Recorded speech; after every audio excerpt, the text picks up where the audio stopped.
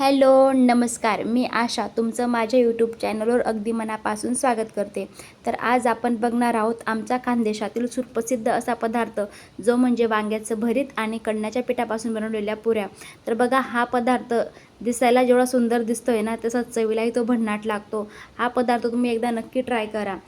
तर बघा, त्यासाठी मी इथं 2 वांगे घेतलेत, ज्याला मी आता स्वच्छ धुवून घेतले. आता मी याला थोडं तेल लावते. तेल लावल्यामुळे वांग्याचं जे काही कवर आहे ते लवकर निघतं भाजल्यानंतर.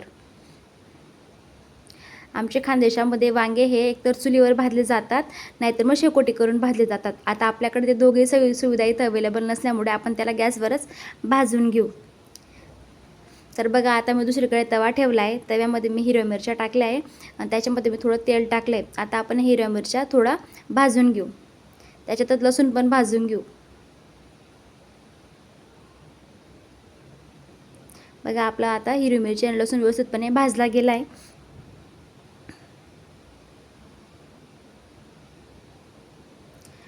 आपली वांगी पण मस्त भाजली गेली आहेत. आता आपण या वांगींचे सालं काढून घेऊ. तर बघा, वांगीचे सालं काढून वांगी रेडी आहेत.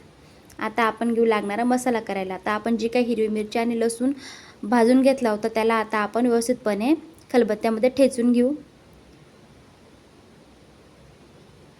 आता आपण बघू की आपल्या वांगेमध्ये चांगले आहेत का. कधीही वांगे भाजल्यानंतर मध्ये चेक करून घ्यायचं की वांगे खराब आहेत की नाही आहेत.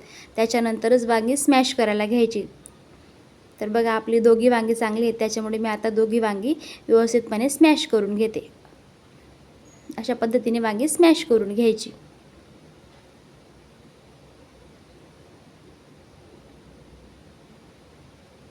तर आता आपण घेऊ वांग्याचं भरीत करायला. तर बघा, मी कढई ठेवली आहे.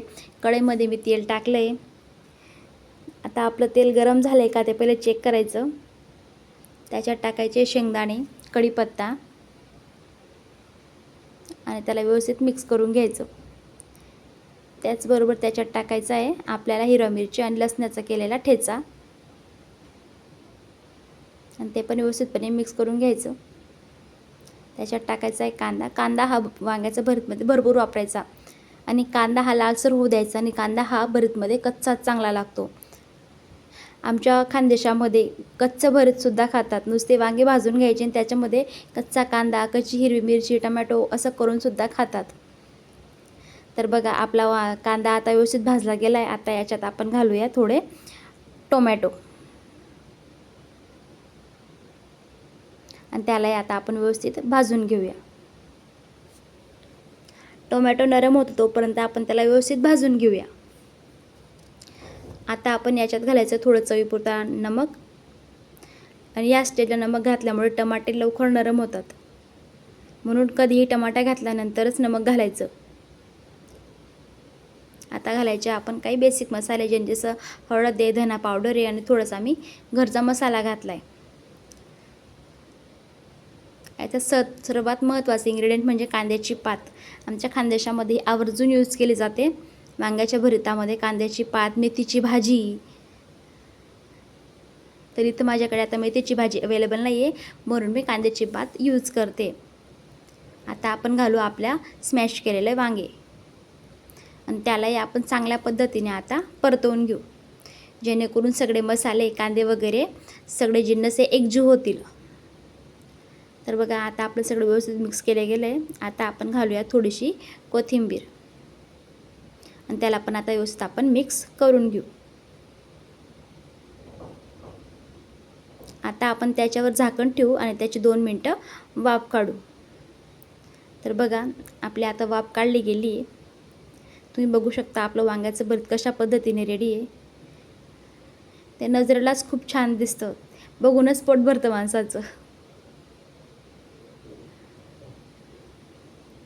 आपलं वांग्याचं भरीत रेडी. आता आपण घेऊ कणण्याच्या पुऱ्या करायला. त्यासाठी बघा, मी प्लेटमध्ये कणण्याचं पीठ घेतलं आहे, आणि हे पीठ मी घरीच तयार केलं आहे. जर तुम्हाला याची रेसिपी पाहिजे असेल तर माझ्याकडनं मागा, मी तुम्हाला देईल. तर बघा, मी कणण्याचं पीठ घेतलं आहे, त्याच्यामध्ये नमक टाकलं आहे, आणि आता मी थोडं थोडं पाणी घालून त्याला व्यवस्थित पद्धतीने भिजवून घेते. कधीही कणण्याचं पीठ भिजताना किंवा भाकरीचं पीठ मळताना थोडं थोडं पाणी टाकूनच मळायचं, आणि त्याला व्यवस्थित पद्धतीने मळून घ्यायचं. जेवढं तुम्ही पीठ चांगलं मळताना तेवढी तुमची भाकरी चांगली होते. आता आपण याला 2 मिनटं रेस्ट देऊ. त्याच्यानंतर आपण आता घेऊ छोटे छोटे लोळे करून घेऊ. त्याला आपल्याला जेवढे पुऱ्या करायचे तेवढे आपण आता त्याचे लोळे करून घेऊ.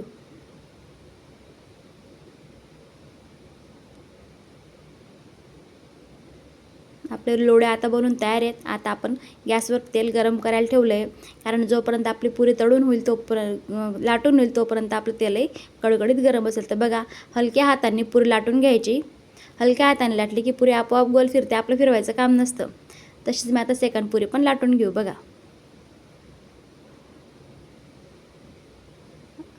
आपल्या पुऱ्या आता सगळ्या लाटून झाल्या आहेत. आता आपण त्यांना घेऊ तळायला. तर पहिले तर तेल चेक करून घ्यायचं की गरम झालं आहे का नाही. असं तेल जास्त कडकडीत पण गरम नको, जास्त थंड पण नको, मिडियम तेलमध्ये तुम्ही पुरी तळून घ्या.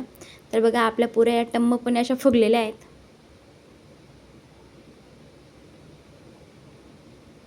त्यांना चांगला क्रिस्पी होऊचपर्यंत भाजून घ्यायचं. आता आपण आपली पुरी काढून घेऊ.